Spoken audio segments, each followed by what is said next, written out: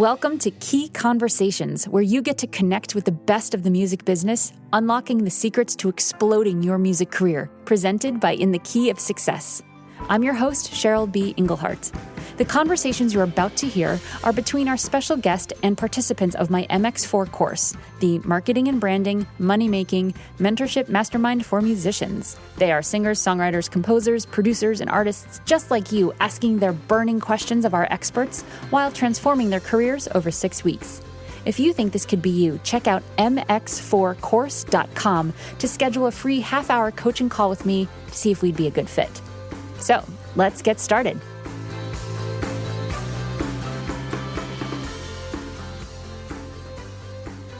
Full disclosure, this interview was actually recorded a year ago, but due to some personal emergencies, this interview got lost in the archives.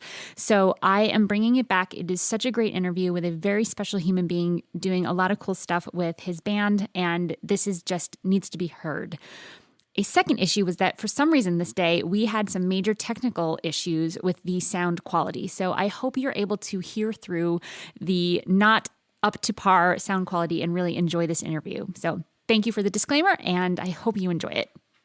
Hi, everybody. I am super duper excited to introduce to you Michael Calabrese of the band Lake Street Dive. Mike is not only a longtime friend and one of my favorite drummers that I've ever performed with, played with, toured with, spent any time with, recorded with, but he is now the drummer and a writer and a singer with his band Lake Street Dive. If you guys have never heard of them, you have had your head in the sand because they're everywhere and awesome. And they've had hits on iTunes and a new record out called Side Pony, and they've played on all the awesome late night shows and performed all over the world. So check them out, lakestreetdive.com. So Mike, welcome. Thanks for having me, Cheryl. It's good to talk to you again. I know, it's awesome. We've been so busy the past few months and years.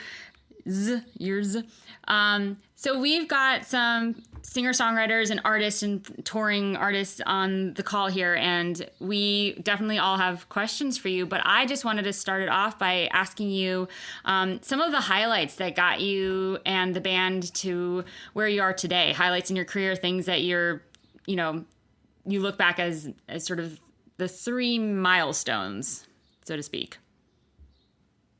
Sure. I would say the first big break that we got in any sense of the word was,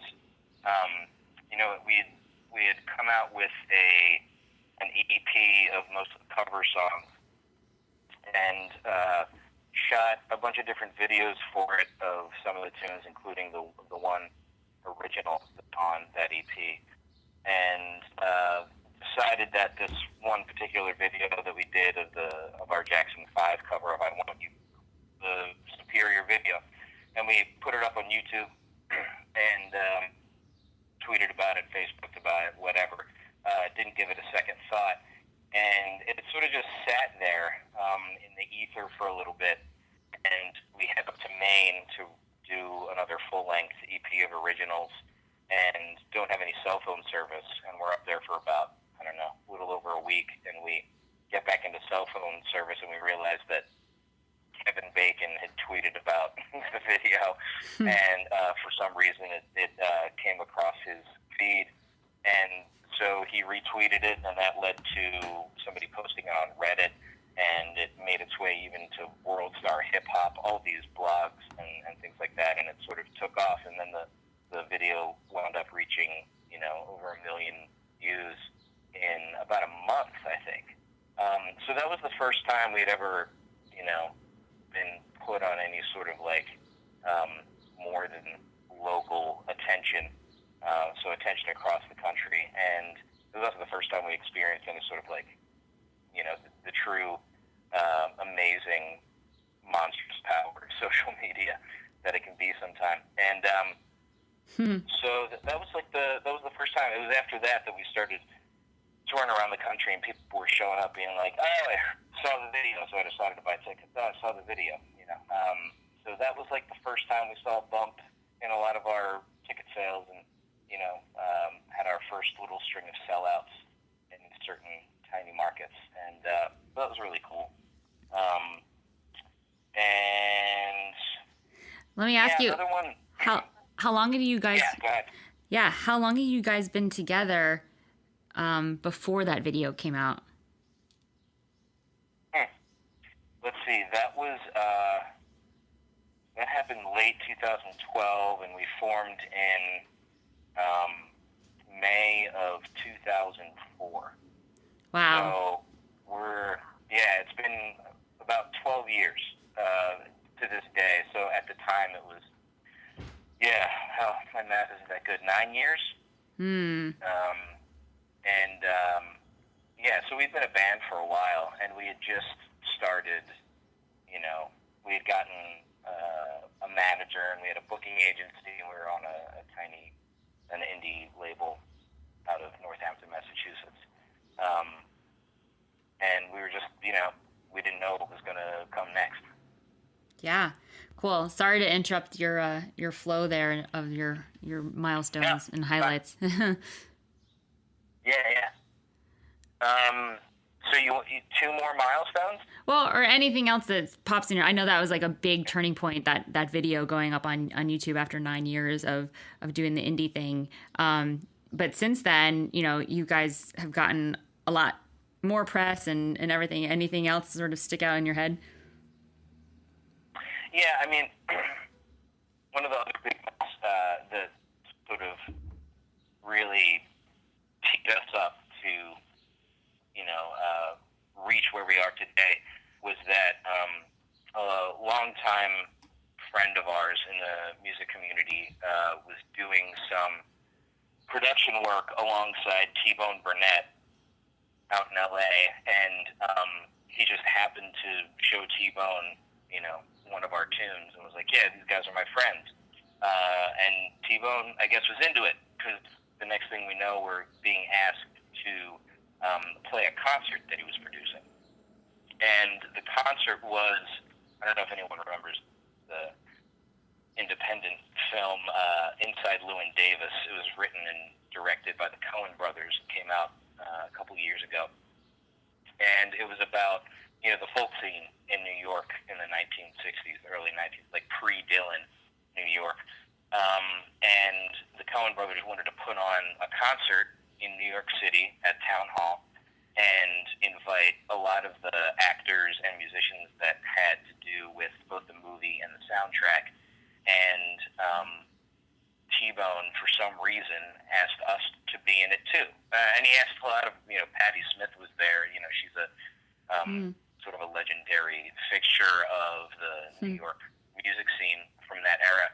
And so it was like this big, fancy party concert that T-Bone produced the music for. And we did a song. It was like this concert that sort of had a flow to it, had a little bit of a dramatic aspect to it as well. There were a bunch of actors there as well.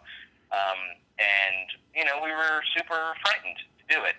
Backstage, it was like a who's who. Like, we were hanging out with Elvis Costello in a stairwell talking about how he got into music, and Joan Baez was there. And wow.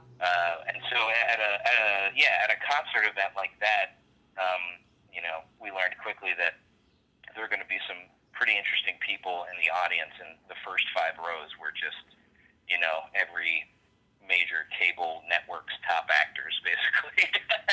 and it was pretty daunting and frightening. But what was also cool was because T-Bone was producing it, there were a lot of people from the music industry there, and one of the groups being None Such Records.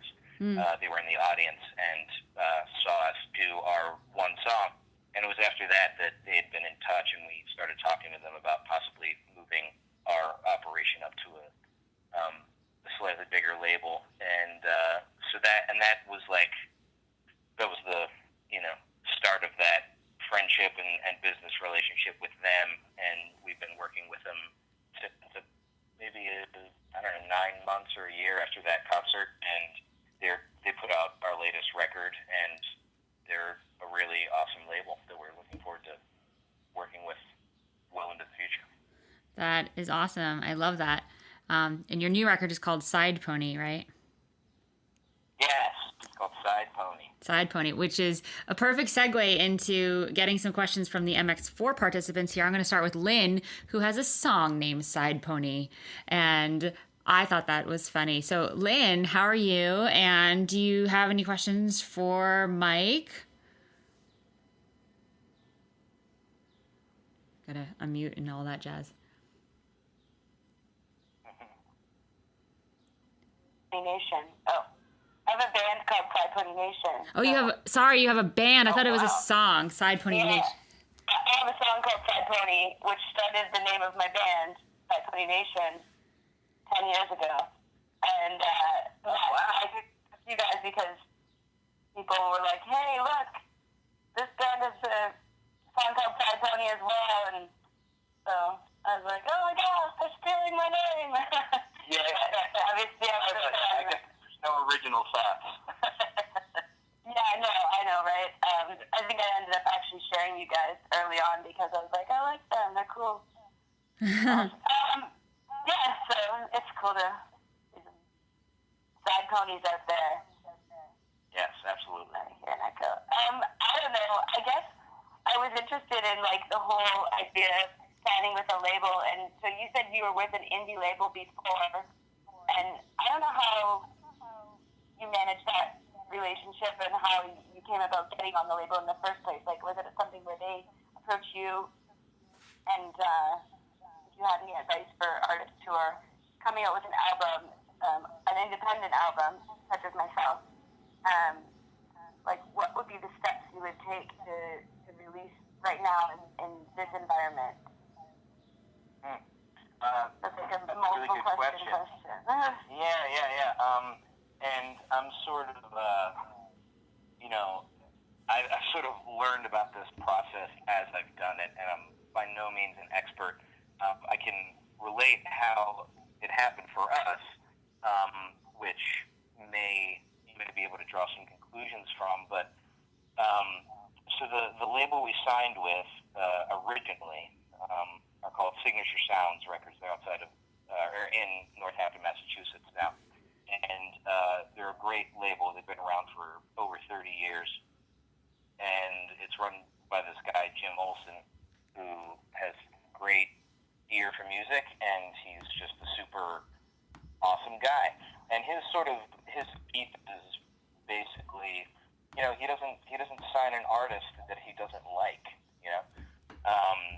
So what had happened was our bass player Bridget used to play in this folk band, bluegrass band, whatever you want to call it, called Joy Kills Sorrow. And Signature Sounds, being a heavily roots Americana bluegrass-based label, had brought them on and was working with them for years. And at the time, Bridget was in that band and in Lake Street Dive. So I think it was just through working with him, she was like, hey, my band just put out this, record. Do you want to listen to it? And he, being the cool guy that he is, he listened to it and dug it, so he took us on. And so, it was a lot of, just like anything else, it seems heavily based on who you know rather than what you do, So, I think the golden sort of takeaways from that are, we had been a band for a while. We had an established rapport among ourselves, and we had just sort of stumbled across our first inkling of a sound that the band had. And so we were sort of ready for people to look at us. We had a product, we had a thing to sell. We're fairly confident that, we had it on record and we could reproduce it live. So just through Bridget being with another band and being on this other label, and him being a cool guy, it sort of just worked out that way. So we solicited Jim, and to begin with, and I think that's what a lot of people do, and I think it works that way. It works by labels coming to you if you have a band. But I think what helped was that he already, he trusted Bridget because she was people, and there was more of a personal connection there. So that's probably a route that's better gone than just a dry dial. But really, at the end of the day, I think you can't do anything without a solid product, or at least that was the way we always went about what we did. We didn't get serious until the band. We didn't get serious in a business sense until the band was kind of serious and had a momentum of its own, creatively, musically, and interpersonally. And I think if you have that and it's strong, you're just more likely to be able to stand out to people who might be interested in bringing a band like yours on. I don't know if that helps. Yeah. So you had one album finished when you signed onto this label, or multiple albums? We had done 2 albums independently, privately funded, and had gone through this really awkward process of figuring out what we sounded like. And those first 2 albums aren't even for sale anymore. We wouldn't want anybody to really hear them. They were sort of you put them out and you sell them, and you play as many shows as you can, and you get better as a band. And then we recorded the 3rd one. It's our eponymous album, and that was the one that we had also self-funded, and then were touring lightly with, and then gave to Jim. So we're like, hey, check it out, see if you dig it. He also, by chance, happened to work for a local radio station and would play it and see what people thought too,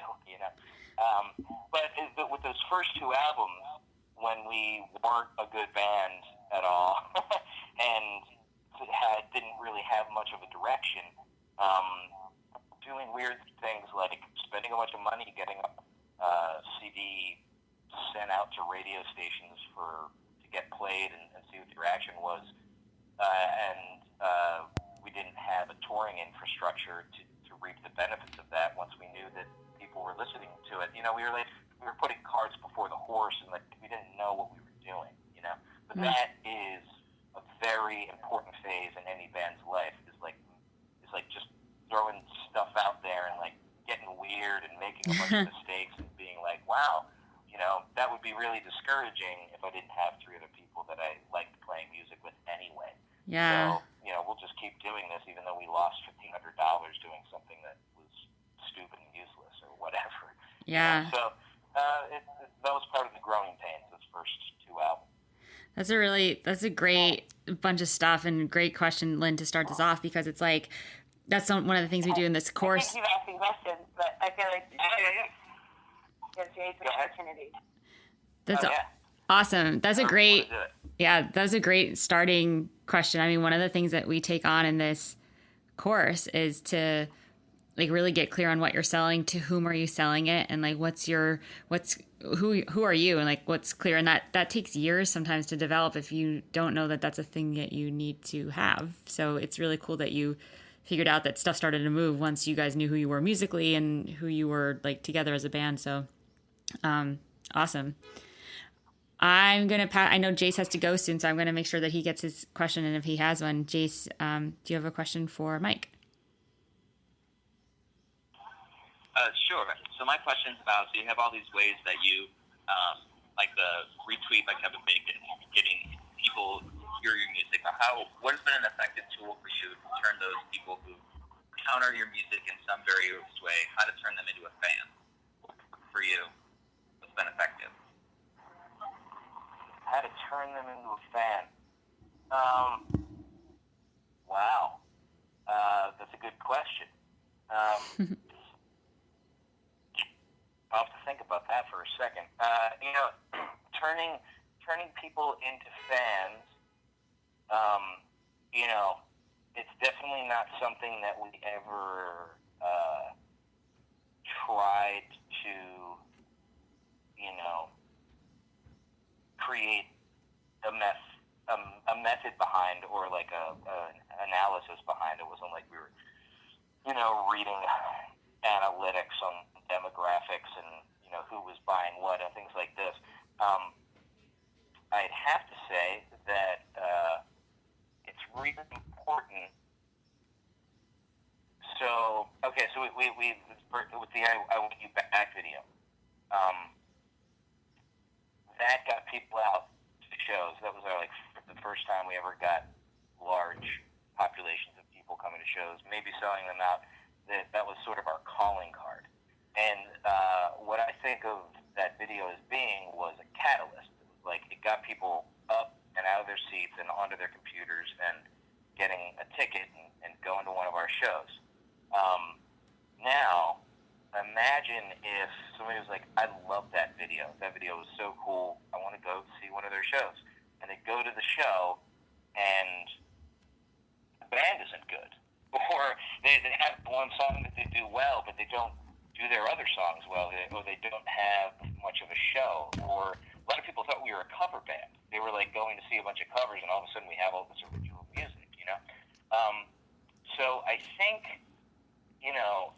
the video was the hook, but you got to reel them in, And so that's what I consider, how do you get this fan? Well, we sort of did it the only way we ever knew how up until that point, and it took over a decade of playing shows to figure it out, and that was how to play a killer live show.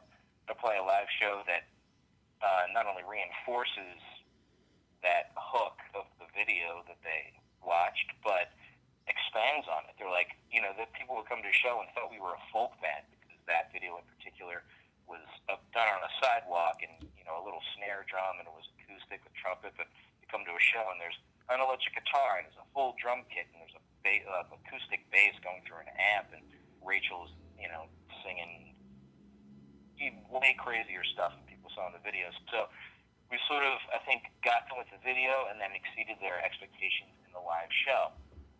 The other thing is you have to look at, when that video hit and when we were finally playing those live shows, we said to ourselves, okay, we have this good thing going now. What got us here, And what got us to that point was just volume in every sense of the word. So what got us to that point was continuing to write, record, and play live original music as often and as far-flung as possible. So we knew we needed to keep our touring game. We needed to keep it saturated and keep going back to certain markets. We also knew that in terms of volume, okay, it was a video that got people hooked on coming to some of our shows. We need to give them more videos, and we also need to maybe diversify videos we do. Because the first thing we said was that particular video was done in a very impromptu, but for us, sort of singular way. And so we were like, we're not going to go out and do the I Want You Back video thing again, set up and wear the stuff and perform a cover again. We're going to do something different. And maybe you hook people I think we were actually perfectly primed and ready by the time the I Want You Back video hit to do a Halloween cover. So every year we dress up like a band for Halloween and do one of their songs. And it was perfect timing. We were like, okay, it is another cover, but this time it's fun. It's not our music, and you won't show, but it's just a good time. And we released another video a month or two after that I Want You Back. People just more to feed on. You keep them interested in what you're. So I think, I really think it's what we've always done is that catalyst. You have a good live show to keep them coming, and you look at what you've done that has worked. And I wish I had a magic formula to tell you, or had anything more interesting than just working really hard and as often as possible. But honestly, that's what we've done, and that's what worked for us. That's amazing. That's a great question, and Mike, honestly, that's a brilliant answer, and something that Yeah, no, it's so true. You just like it's a volume game for sure. The more you're out there, the more you're gonna. It's just a game of chance at a certain point. Especially if you are working that hard, you're gonna get good at what you do, and focused, and also doing more of what works and less of what doesn't work. It's something I say all the time, and I think that that's like the epitome of that phrase, like just looking at what works and doing it. And that's really all the data analysis that you need, really. Like, yeah, people get into numbers and stuff, but it worked, and having that hook. So this is like so valuable and important. I'm kind of blown away by just the success story. And it's like, give it some time too. I mean, 12 years later, if you guys stopped at like 7 or 8 years, you'd be so bummed if you had a crystal ball and was like, look what could have been if we didn't stop. So I think that's a whole part of it. Like, just keep going. It's awesome. Yeah, keep going. Yeah. Mike, I know you had super limited time. So I just want to be responsible that it's 12:32, and Jace, I think you've got to go. So we can end it here unless you had time for one more question, but it's totally your call. I told you got to go. I'd be happy to do one more question. That's fine. Awesome. Lane, do you have another question? We could do a laser round. Sure. I'll try to do laser round. I was curious about, so it's been 10 years, and what other projects I assume have been a part of other projects during these 12 years.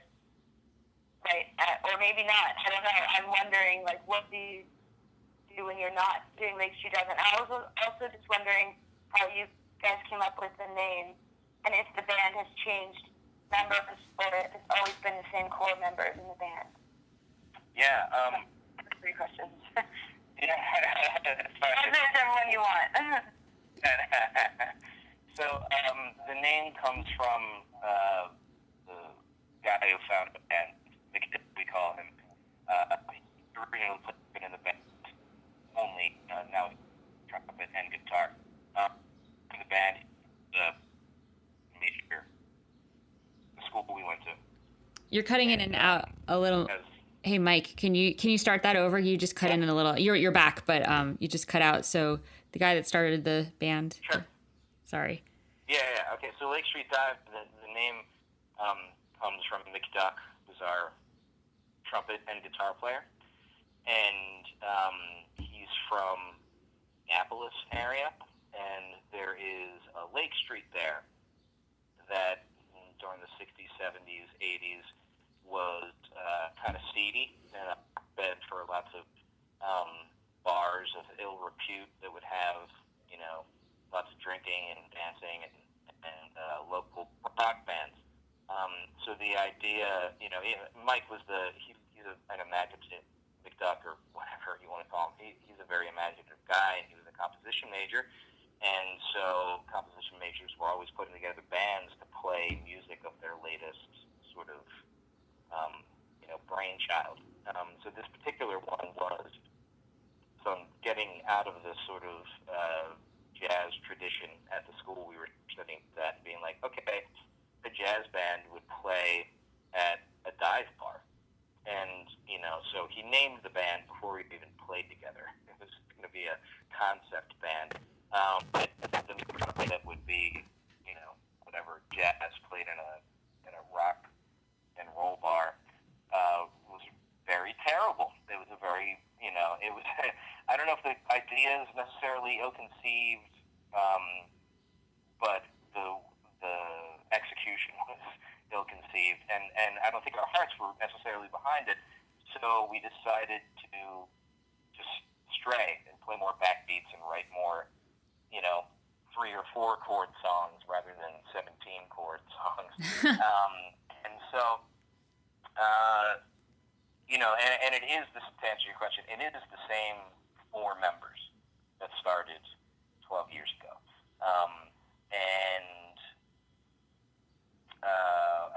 Those were the easy questions. What was the other question you had? I was just curious if you were doing other projects during this 12 years, other bands or other independent projects. Yeah. All of us were. McDuck was actually, as we were playing more and more, we were still fun. It was something we were dedicating time to, but we didn't check for about 6 years of doing the band, and then finally we're like, let's see if we can just pretend this might make us one day, and sort of started doing it that way. And Mike was teaching preschool. That was his day gig, and Rachel was working at a cafe, and Bridget was selling foam fingers at Fenway Park, and I was teaching at a nonprofit. And me and Rachel and Bridget all had other bands. Rachel was going on tour with a jazz band, just singing standards and Ella Fitzgerald songs, and Bridget was in a couple bands. I was in a couple bands. And a lot to sing. What's that? I said, Oh, yeah, exactly. Not the least of which includes Miss Cheryl B. Engelhardt, who was the first singer-songwriter to ever take me to Europe, which was very fun.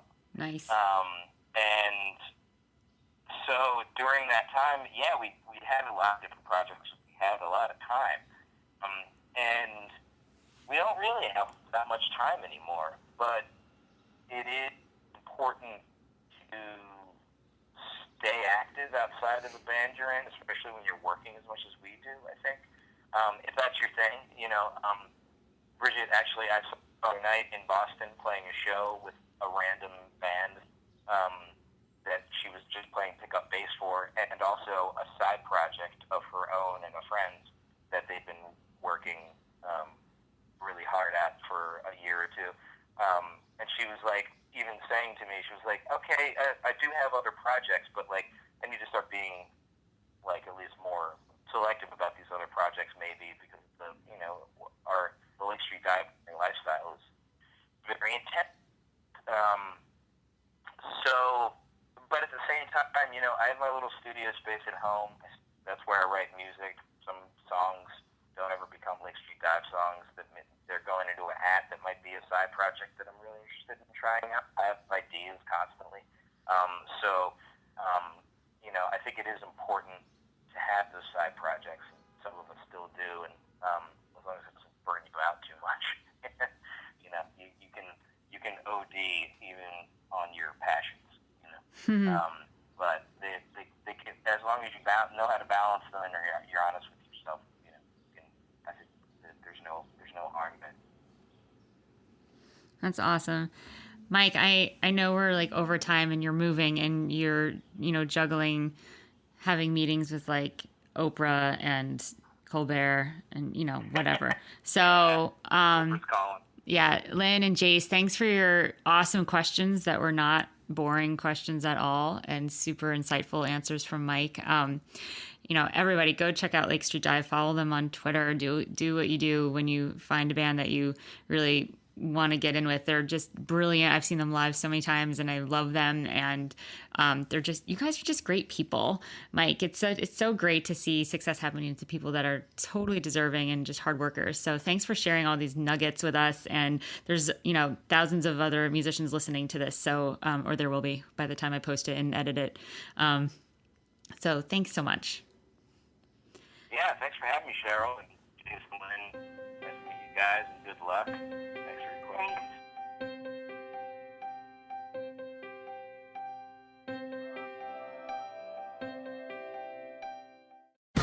Please don't forget to rate and comment on iTunes and Stitcher Radio if you like this podcast. It's the best way to keep it going, get more subscribers, and continue to share this awesome information with the indie music community. Thank you, and we'll see you next time.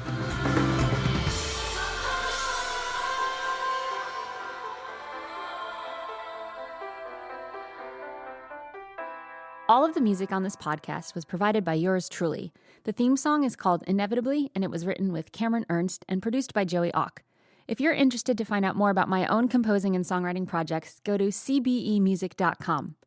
If you're a musician looking to really get some results that you're psyched about in your music career, then head to inthekeyofsuccess.com, where I've created a bunch of different kinds of resources just for you. Key Conversations is sponsored in part by Bandzoogle. They make it easy to build a beautiful website for your music. Their step-by-step system gets you online in minutes, and you can choose from hundreds of mobile-friendly themes and customize them with their easy point-and-click editor. All the features you could possibly imagine for a professional website are built in. So, because you are a Key Conversations podcast listener, you get a special 3-month free trial just for you. Go to www.inthekeyofsuccess.com/resources and click on the Bandzoogle logo to access your free extended trial.